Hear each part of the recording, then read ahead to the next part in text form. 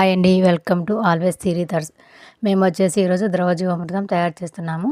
వాటికి కావాల్సినవి ఆవు పెండ, ఆవు మూత్రము, శనగపిండి, బెల్లము, కొంచెం పుట్టమట్టి. ఈ విధంగా కలిపిన ఆవు పెండని 200 లీటర్లలో 10 కేజీల ఆవు పెండ ఇట్లా కలిపి వేస్తున్నాము. మొత్తం కలుపుకొని వేసుకోవాలి.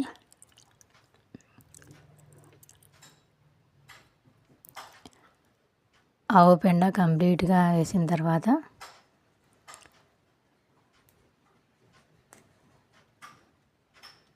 శనగపిండి వేసుకోవాలి.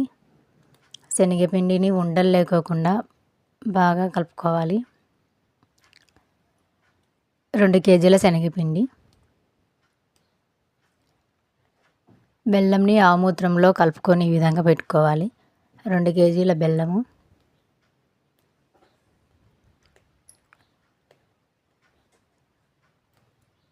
ఆవుమూత్రము, ఈ విధంగా అన్నీ వేసుకోవాలి. ఇది వచ్చేసి 1 ఎకరాకు సరిపోతుంది.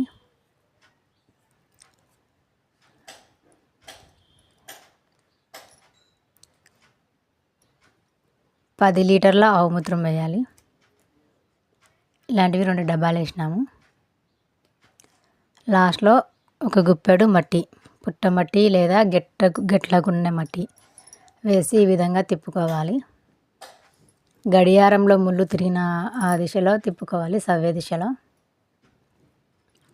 ఉదయం సాయంత్రం ఖచ్చితంగా 5 రోజులు ఈ విధంగా చేసిన తర్వాత వీటిని పారించుకోవచ్చు, స్ప్రే కూడా చేసుకోవచ్చు.